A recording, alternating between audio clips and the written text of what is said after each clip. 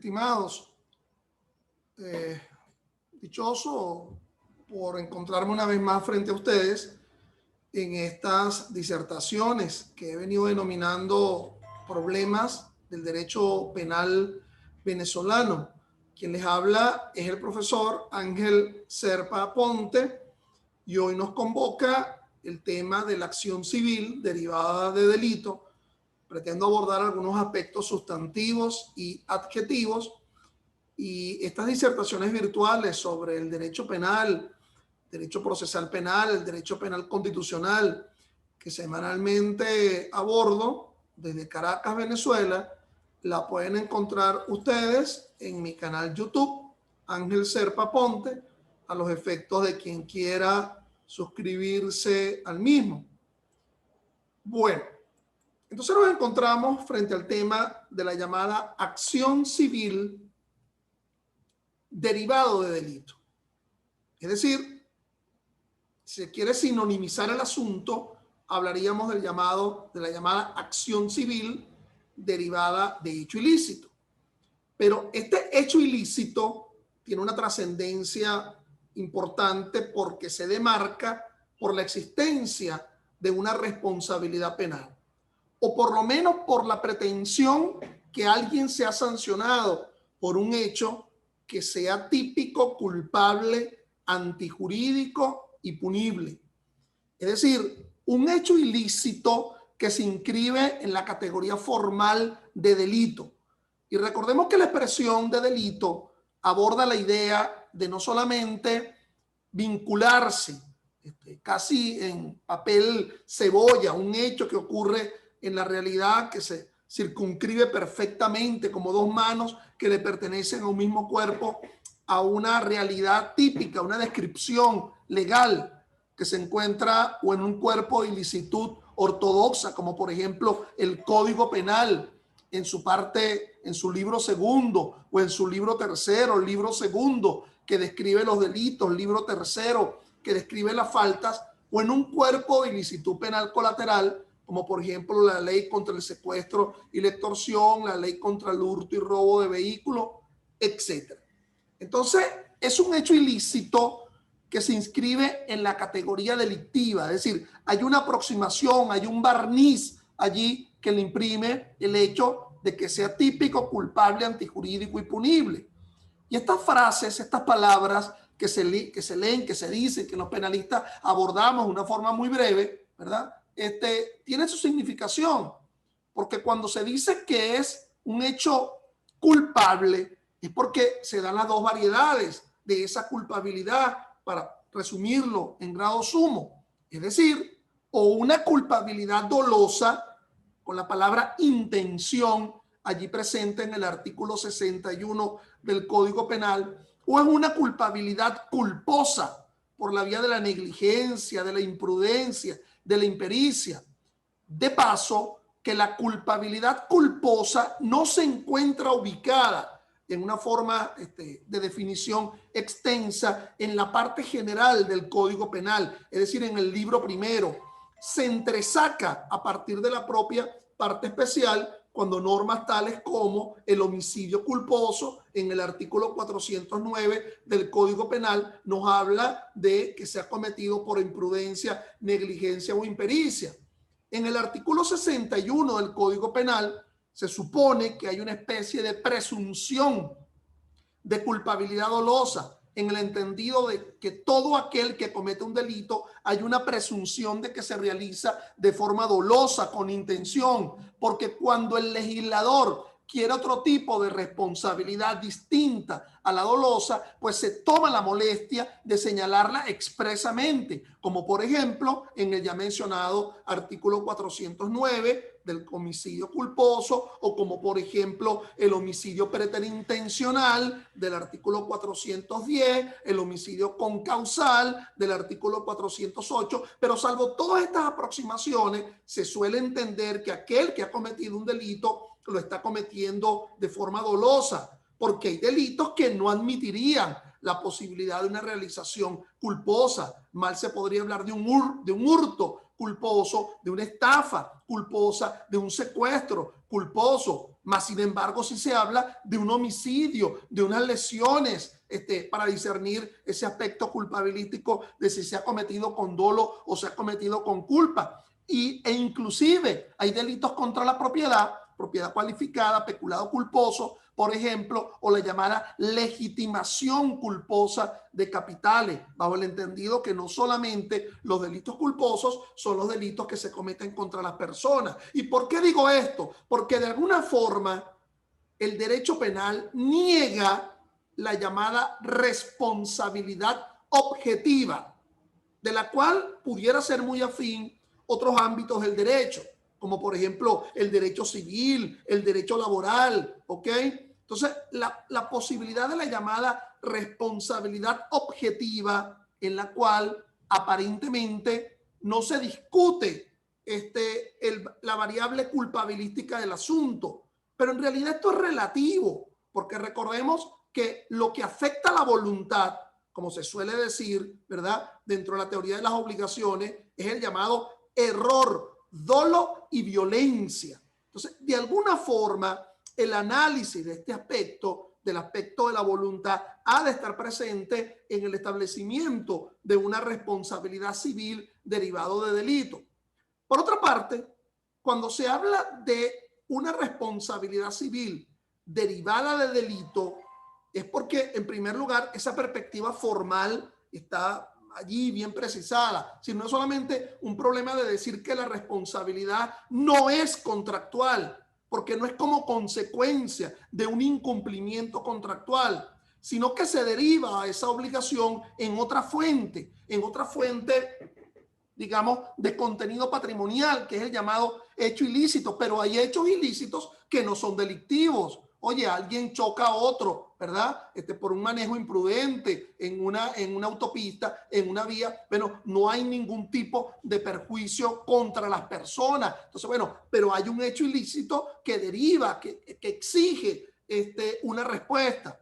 Una respuesta que pasa por la idea de el daño, digamos, el daño directo, el daño patrimonial, pero también la concepción del llamado daño moral, que se suele ubicar en esas categorías del lucro cesante, ¿verdad? Y otras variables en la cual ese daño moral, ese perjuicio es como consecuencia, no de un incumplimiento contractual, sino de un hecho ilícito. Si ese hecho ilícito se define como delito, pareciera que esa variable está como mucho más directa y que por lo tanto, así como un cheque no pagado, cuando existían los cheques, ¿te acuerdas? Que era protestado como un contrato incumplido, hay un título monitorio líquido y exigible que puede sustentar la acción civil en búsqueda de ese resarcimiento, ¿verdad? Entre otros, de ese daño que se vislumbra también por la vía del daño moral. Ese título monitorio líquido y exigible es la sentencia condenatoria. Entonces, ya en esa sentencia condenatoria, firme, definitivamente firme, porque ha pasado por todos los tamices de los recursos que pudieran ser interpuestos, por ejemplo, ha sido dictada por un tribunal de juicio, a la finalización de un juicio oral y público, se da una certeza de culpabilidad con una sentencia condenatoria.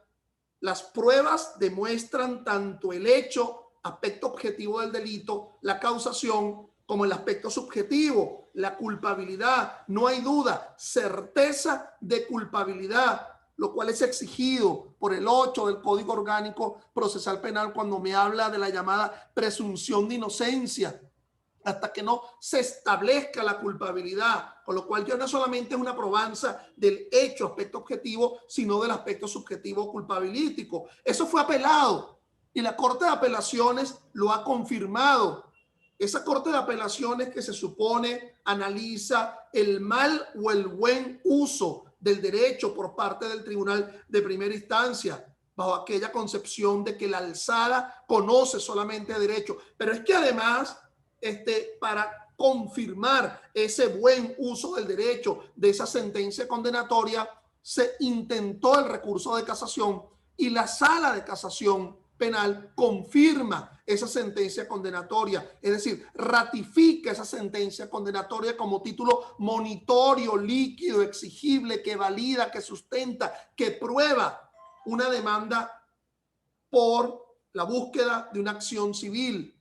Obviamente que esa sentencia condenatoria ratificada por una sala de casación penal del Tribunal Supremo de Justicia pudiera pasar por vías extraordinarias, como por ejemplo la solicitud de revisión constitucional, en el entendido que la sala constitucional, con la llamada solicitud de revisión constitucional, solamente analiza los 4 extremos de una famosa sentencia en la que hace susceptible la solicitud de revisión constitucional, que por cierto, ese Tribunal Supremo toma mucho énfasis en no decir que esa solicitud de revisión constitucional es un recurso, sino que es de carácter extraordinario. Solicitud de revisión constitucional, por cierto, entre los penalistas, para no confundirse con la revisión procesal penal frente a sentencia condenatoria, que es también un recurso extraordinario, pero que está descrito en el Código Orgánico Procesal Penal, que más o menos se parece a la invalidación que hay en el proceso civil. Lo que pasa es que la invalidación en el proceso civil es frente a sentencia condenatoria y frente a sentencia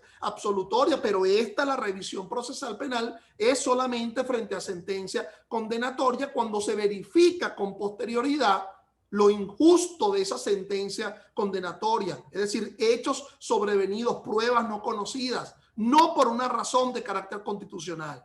Entonces, no confundir esa solicitud de revisión constitucional ante la sala constitucional, que fundamentalmente a partir de esa sentencia corpo turismo y lo que establece la ley orgánica del Tribunal Supremo de Justicia, es contra decisiones firmes en materia de amparo. En segundo lugar, cuando hay una sentencia firme en donde no se acoge el precedente vinculante que haya decidido previamente la sala constitucional, o contra una decisión que asuma un error grotesco en la interpretación de la Constitución, o también finalmente cuando la sala constitucional revisa el ejercicio del control difuso de la constitucionalidad por parte de cualquier tribunal. Recuerda que cualquier tribunal, cuando ejerce el control difuso, es decir, sale de esas esposas, que es la aplicación de una ley sustantiva o objetiva, porque esa ley que está obligado el juez a aplicar está en contravención con la Constitución, y allí se establece que la Constitución, en función del artículo 7 de la Constitución, no es la norma máxima, y que por lo tanto no puede haber apartamiento de lo que surge de la propia instrucción constitucional. Por cierto, incolumidad de la Constitución, que la reafirma el 334 de la Constitución, y que en el caso penal lo ubica el 19 del Código Orgánico Procesal Penal. Entonces, ahí sí podríamos decir aparentemente que esa sentencia condenatoria está firme, que es apta para servir de prueba para una acción civil. Pero mira, en beneficio de inventario, porque ya te dije que a pesar de haber transcurrido hasta la revisión constitucional, allí pudiera estar presente la revisión procesal penal, cuando frente a sentencia condenatoria, porque no es viable, frente a sentencia absolutoria, conforme al 461 y siguiente del Código Orgánico Procesal Penal, se encuentra un hecho posterior. Pero si esto no fuera poco, hay otro tipo de problemática.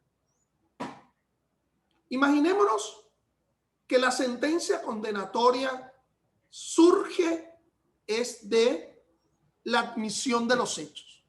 No fue a la finalización de un juicio oral y público, sino por la vía de la llamada admisión de los hechos, con lo cual eso conduce, conforme al 375 del COP, a una rebaja. Si es uno de los delitos que están allí descritos, entonces resulta que se rebajará es hasta una tercera parte de la pena. Si no es alguno de los que están descritos, bueno, se rebajará hasta la mitad. Bueno, eso no tiene ningún tipo de inconveniente.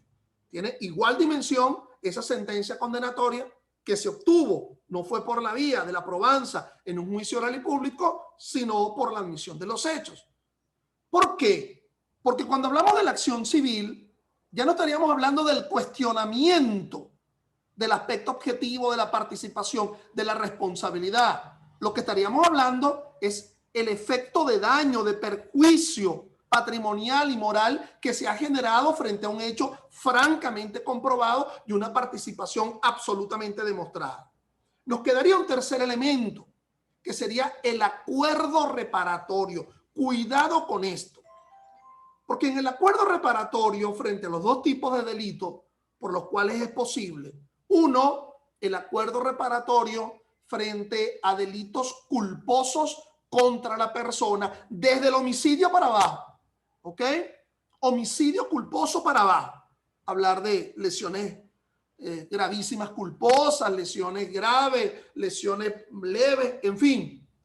Ese delito es susceptible de ser reparado por la vía del acuerdo reparatorio, para lo cual se requiere avenimiento, aquiescencia entre víctima y victimario.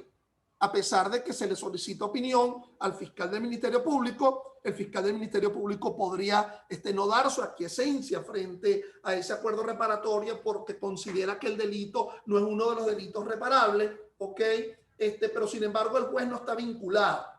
Aquí es importante entender que existe también otro tipo de delito que es posible ser reparado por vía del acuerdo reparatorio. El pago constante y sonante a favor de la víctima por parte del victimario, que son los delitos contra la propiedad cuyo bien jurídico sea disponible.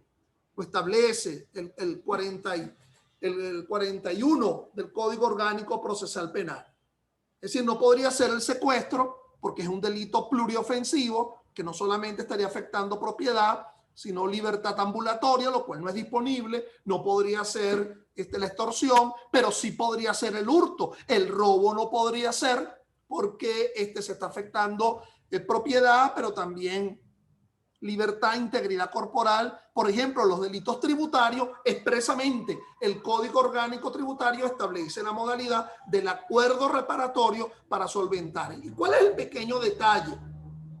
Que en la descripción del 41 del COP se nos habla de que con el acuerdo reparatorio se extinguen las obligaciones.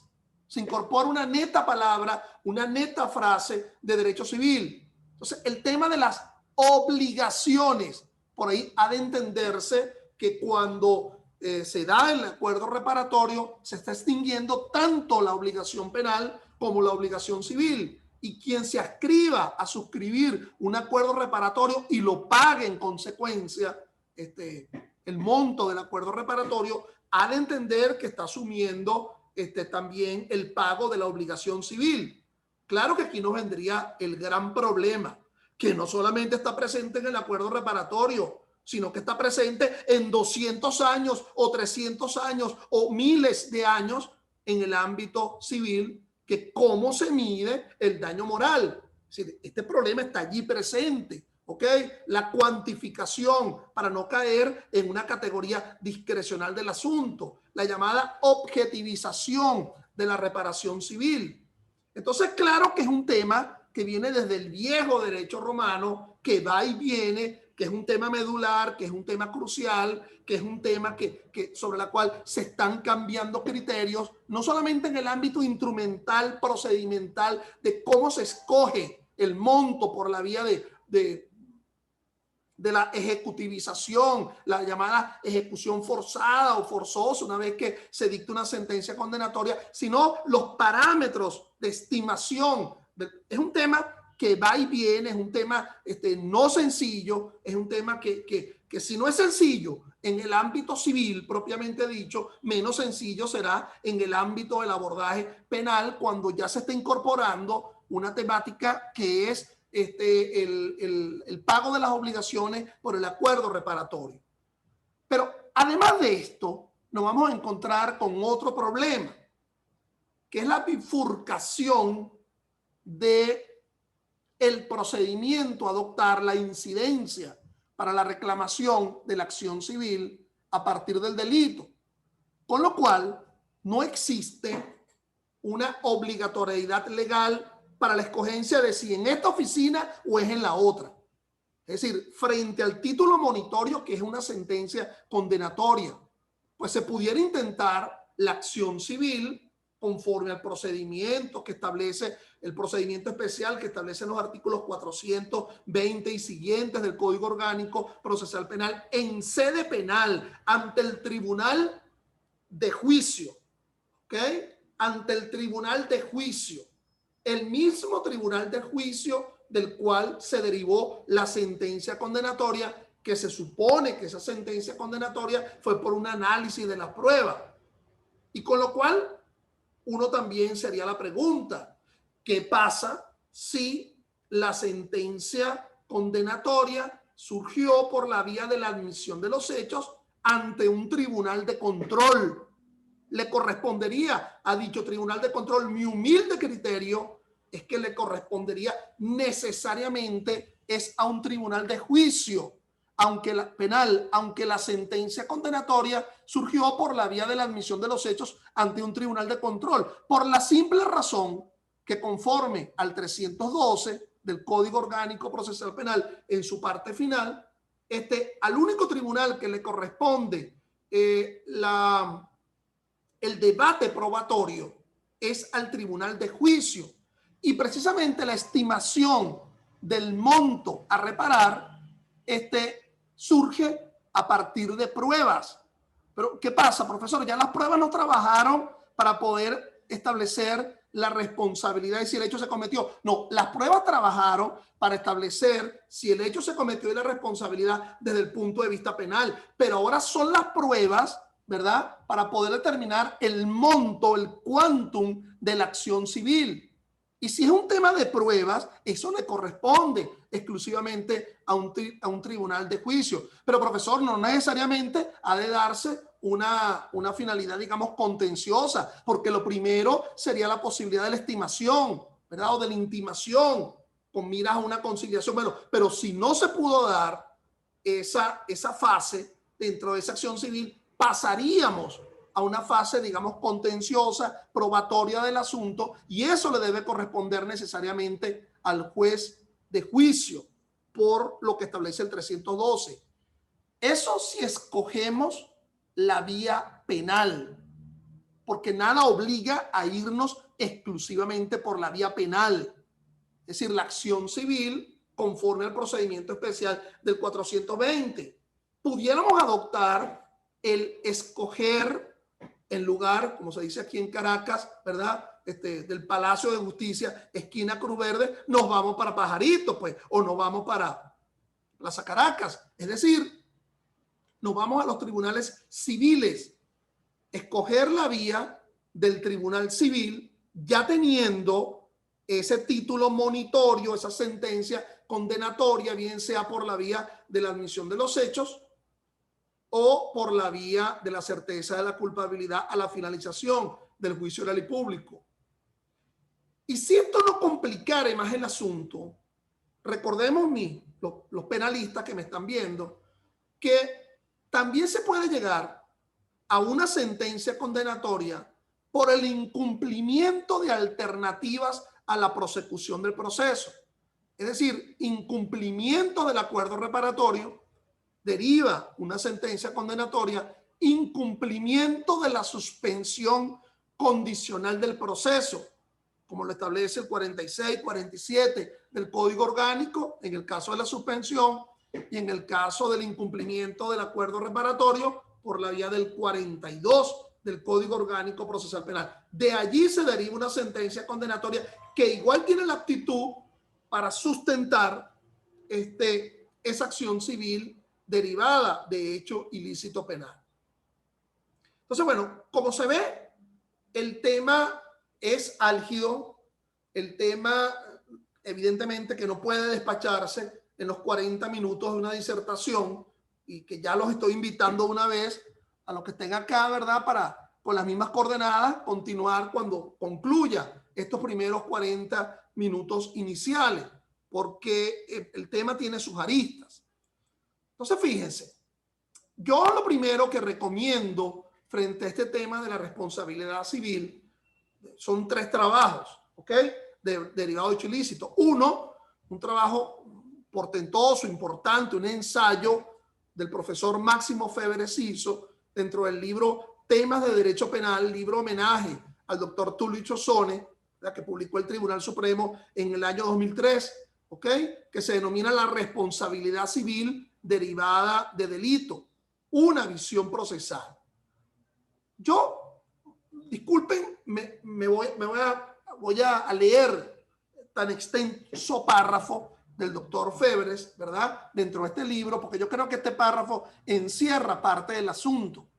El delito siempre es un hecho típico, dañoso socialmente hablando, ya que su comisión comporta un atentado o violación de un bien jurídico objetivamente tutelado en la norma penal que interesa al cuerpo social como un todo. Ello supone que todo delito siempre implica un daño social. En cambio, el daño que da lugar a la responsabilidad civil no es otra cosa que una lesión patrimonial o moral que se le produce a un sujeto o grupo de sujetos susceptible de indemnización. El delito existe como hecho socialmente dañoso, sin que por ello lo sea también civilmente. El ilícito civil existe, por el contrario, como un hecho que sin afectar al cuerpo social en sus valores más preciados, ocasiona una lesión en la esfera patrimonial o moral de una persona o grupo de personas. Cuando el delito causa esta lesión, apareja responsabilidad civil. De lo contrario, no. Por eso es que la responsabilidad inmediata, directa, lógica, derivada del delito como hecho dañoso es de tipo penal y la responsabilidad derivada del hecho ilícito es de tipo civil. La primera tiende a satisfacer un interés público, siendo su norma de eminente orden público, tanto que su aplicación es de estricto monopolio estatal, monopolio que a su vez jurisdiccional y procesal. La segunda satisface, por el contrario, y en primer término, intereses privados, aun cuando ello sea a través del proceso y ejercitándose una función pública como es la jurisdiccional. Yo entiendo este párrafo tan importante del doctor Febres en la noción del derecho penal como ratio última, ¿ok? Siendo que los bienes jurídicos que protege el derecho penal son de superior significación al concepto de bien jurídico que se estaría ubicando en el ámbito de la protección del derecho administrativo, el derecho mercantil, del derecho civil. Bueno, abandono el domicilio conyugal. Bueno, entonces hay un problema que está afectando el ámbito interpersonal de alguien que asumió el contrato de matrimonio, lo cual es distinto del delito de violencia física o violencia psicológica entre una pareja de casados, en la cual el bien jurídico, integridad del derecho de la mujer, si se ubica en el ámbito de la ley orgánica sobre el derecho de la mujer a una vida libre de violencia, es de mayor significación, es decir, atiende una protección social.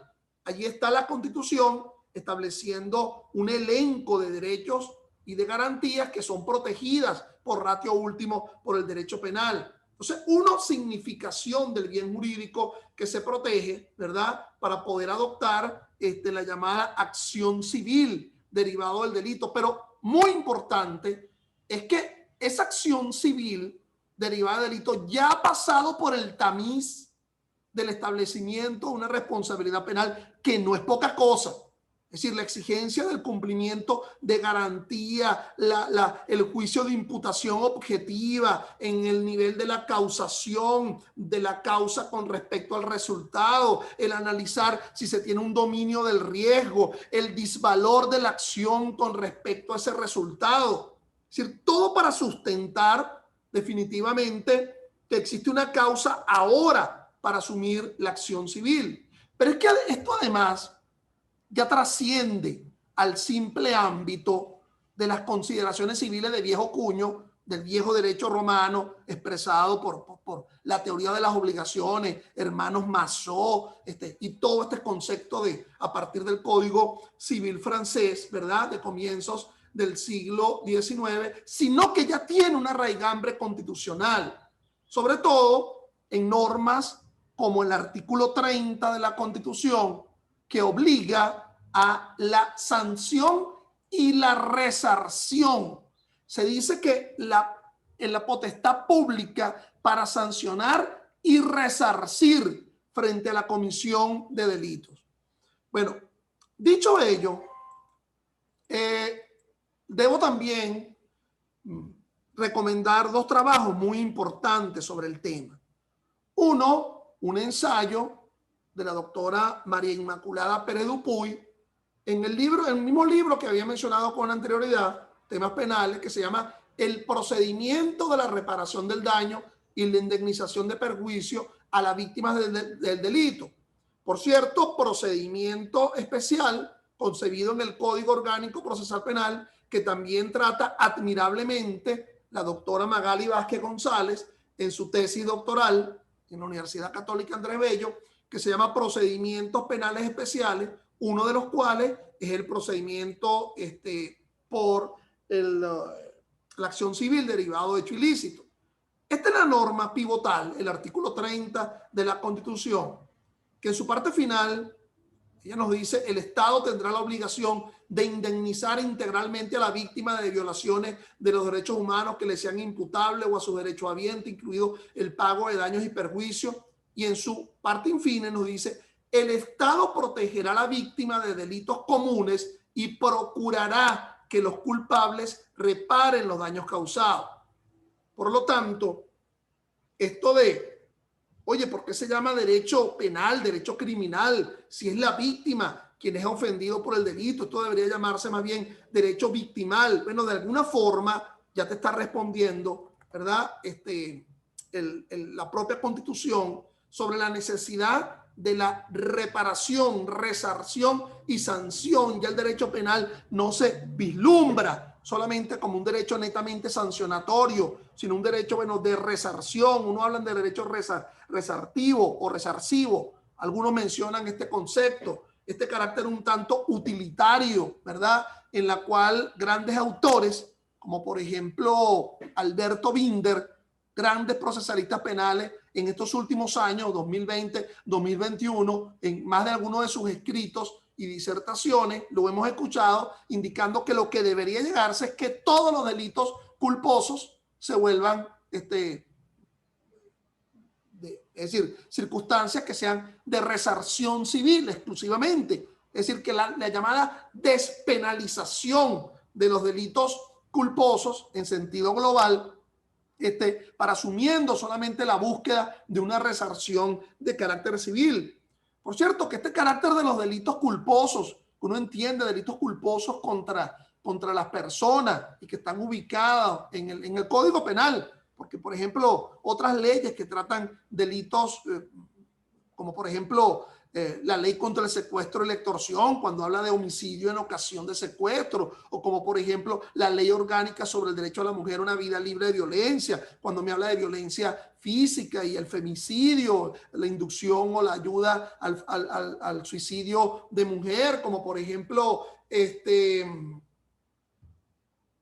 pocos hablan de delitos culposos, no mencionan delitos culposos, lo cual sí lo hace, por ejemplo, la ley, la LOPSIMAT, ¿verdad? La ley orgánica de condiciones y medio ambiente del trabajo, cuando me habla del concepto de, y fíjate que el legislador como que le tiene miedo de utilizar la palabra homicidio, entonces para decir que fuese culposo no, y dice muerte en ocasión de accidente laboral, ¿ok? Dentro de los cuales está también la discapacidad total o permanente como una especie de lesión que se ha producido por una circunstancia de negligencia, de imprudencia o de impericia de alguien que tiene una cualificación como victimario, que es el empleador, el concepto de empleador manejado en esa ley y de la cual ha surgido un ámbito interesante dentro del derecho laboral que se denomina el derecho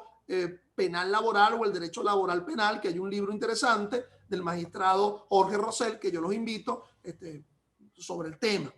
Bueno, entonces fíjense, aquí lo importante es entender el fundamento, el basamento constitucional del asunto a partir del propio artículo 30. Por ejemplo, la propia exposición de motivos del Código Orgánico Procesal Penal del año 1998, el original, regulaba el asunto y dice: la regulación en materia de responsabilidad civil derivada del delito facilita el ejercicio de dicha acción de responsabilidad, en tanto que a tales efectos se reputa que la sentencia penal operará como título ejecutivo Es decir, se establece un procedimiento de carácter monitorio que simplifica la tramitación del procedimiento común sin el menoscabo a los principios de defensa e igualdad de las partes en el proceso. Esto estaba muy claro hasta ahora. Lo que sucede es que a partir del año 2001 han surgido decisiones de la Sala Constitucional y de la Sala de Casación Penal del Tribunal Supremo de Justicia, en la cual se indica que si se extingue la acción penal, el efecto de la extinción de la acción penal es el sobreseimiento. La sentencia que se iría a dictar por extinción de la acción penal, extinción como causa, efecto, la sentencia de sobreseimiento, conforme al 157 del COP, se dictan sentencias para condenar, absolver y para sobreseer. Entonces, sentencia de sobreseimiento. Al sobreseimiento le podemos llegar de muchas formas. Uno, porque opera la cosa juzgada, ¿ok? Definitivamente. Dos, por alguna de las causales de sobreseimiento que se mencionan en el 300 del Código Orgánico Procesal Penal. El hecho no ocurrió. Quien participó en el hecho, el imputado, bueno, no participó de ese hecho, se sobresee una imputación. El hecho sí ocurrió, como el juego de las sequidillas, sí participó ese imputado, pero no es típico, no es culpable, no es antijurídico, no es punible. Se dicta el sobreseimiento. Puede haber un sobreseimiento también por ausencia de base material. No hay pruebas.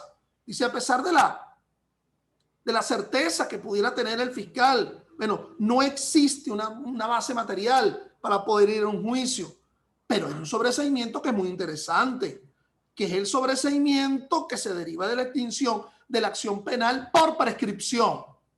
Recordemos que estamos hablando de la prescripción penal, esa que establece el 108, 110 del Código Penal, la llamada prescripción ordinaria y la llamada prescripción extraordinaria o judicial.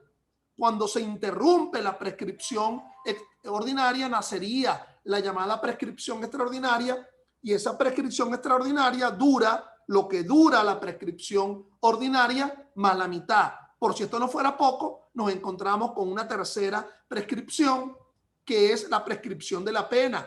Hay una cuarta prescripción que sería por determinados delitos. Hay delitos que tienen su propio lapso, su propio término de prescripción, como por ejemplo en la difamación, el artículo 450 del Código Penal, ¿ok? Como por ejemplo establecía la vieja ley orgánica de salvaguarda del patrimonio público, cómo prescribían los delitos contra la cosa pública. Pero también hay un quinto elemento, que es la llamada imprescriptibilidad, que se establece en el artículo 272. Entonces, ¿qué tiene que ver esto? Bueno, que la Sala Constitucional y la Sala de Casación Penal, a través de diferentes fallos, lo cual han venido ratificando, dice que si el juez penal está obligado a dictar el sobreseimiento por prescripción, tiene que probar, tiene que indicar en el fallo si el hecho se cometió y si el imputado participó en el hecho, aun cuando al final del camino lo que vaya a dictar es una decisión de sobreseimiento por prescripción. Y lo afirma la propia Sala Constitucional como argumento en el sentido de que, bueno, ya no podrás tomar la vía penal para la acción civil, porque ese procedimiento exige una sentencia condenatoria, sino acudir la vía civil, los tribunales civiles, para intentar la acción civil, aun cuando no tenga en la mano una sentencia condenatoria. ¿Ok? Entonces, tomar la sentencia de sobreseimiento por prescripción, la prescripción penal, que es distinta a la prescripción civil. Recuerden que esa prescripción civil, bueno, personal o real de 10, 20 años, es distinta a los lapsos de la prescripción penal. Por favor, incorpórense con las mismas coordenadas para continuar con esta disertación.